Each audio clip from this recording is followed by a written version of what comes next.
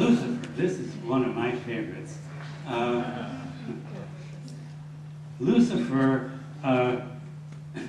appears only once in the King James translation of the Bible, and that's in Isaiah.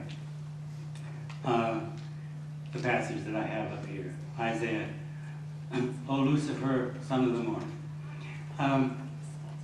The word is there. The Hebrew text has Hallel, which means the morning star or to shine, and it also represents the star of Venus. It's a word that is very similar to the Hebrew word halal, which means to boast. And that makes sense in Isaiah. He's saying, this passage is addressed to the king of Babylon, and he's saying, oh boy, you're such a boaster, you halal around, you're such a hellel, you bright morning star, you're going to be falling, you're fallen. And that makes sense, it's a pun. The Greek word for that is heosphoros or phosphoros, light bearer. And in Latin, the word to translate phosphoros is Lucifer, meaning light bearer. And so the idea that Lucifer was the name of the devil did not arise until about the 3rd century AD. And so we've got error upon error. A Latin word in the Hebrew or Reformed Egyptian Book of Mormon. But we have to ask then, what is the Hebrew or Reformed Egyptian word that this was translating, and how did it come to be Lucifer? Well, we're getting close to the time. I'm going to skip a little bit of this. The term familiar spirit that you know from your missionary days in the Old Testament translates the Hebrew word "ob," which means a ghost, a spirit summoned from the grave, and of course that's condemned everywhere in the Old Testament. It's not something that you're looking forward to, like the Book of Mormon coming speaking to you out of the ground. Steel and iron has been talked about an awful lot. The word steel does appear in the King James Version, and it's a mistranslation. The Hebrew words did not mean steel, because steel did not exist in the days that the term was being used. It meant copper or brass. But steel appears in the Book of Mormon, which proves that it must have existed at that time. Compass is an interesting one. This is a double linguistic anachronism because Alma is explaining to his son about the Liahona. And he tells him that this thing was a ball or a director. Our fathers called it the Liahona, which, being interpreted, is a compass. Now, of course, the compass did not exist at that time. So how could Alma be explaining to his son something by something that didn't even exist? It'd be like if I found it in George Washington's diary.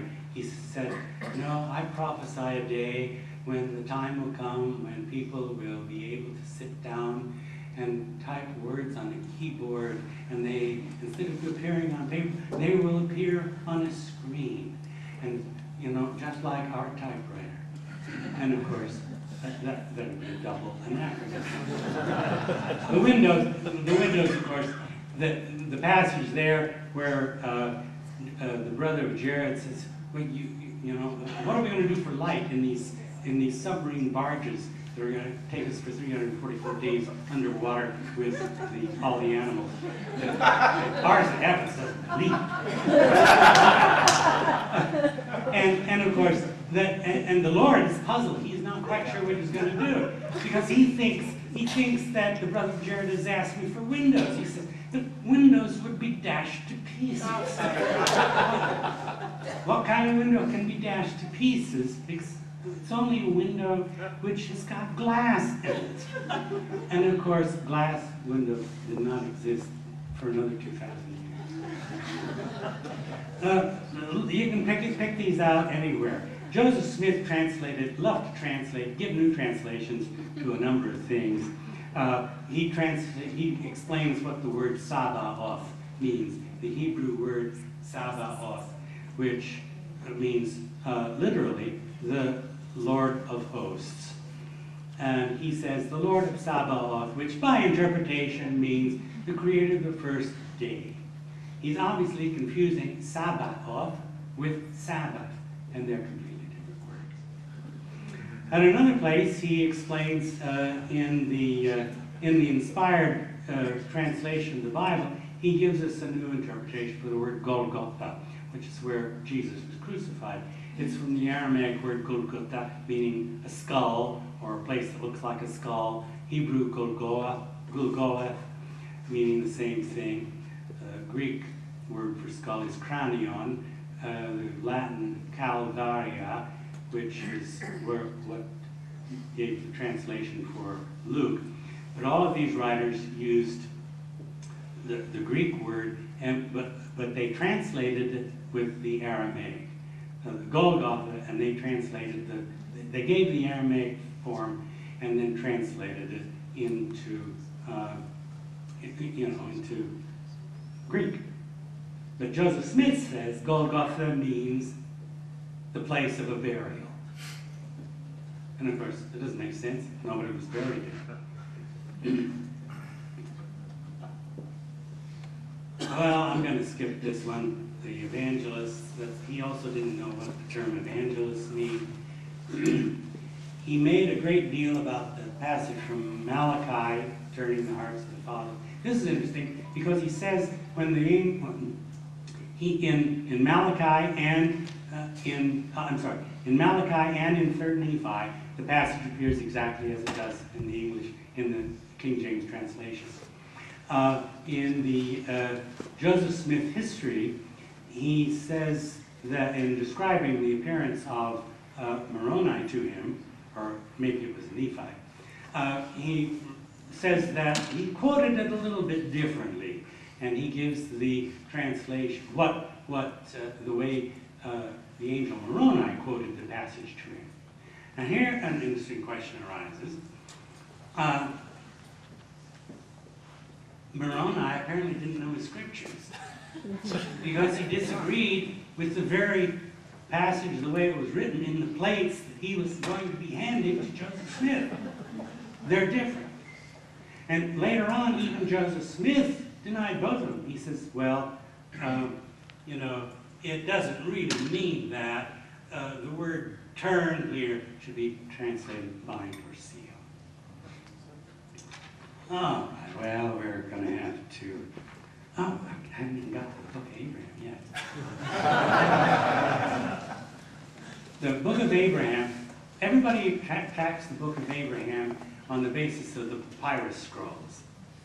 Even if we didn't have the papyrus scrolls, we could show that it's false from the text because of the anachronisms. There are various terms used in the book of Abraham which are anachronisms. They did not exist in the day of Abraham. Pharaoh, which in the book of Abraham he says, Pharaoh is the name of an Egyptian king. Its meaning is king by royal blood, and the first Pharaoh was the great-grandson of Noah. Here are the facts. The term Pharaoh was never used as a name in Egyptian. Its meaning was great house, not king by royal blood. And it was not used even in those terms until about 1500 BC, which is several centuries after Abraham.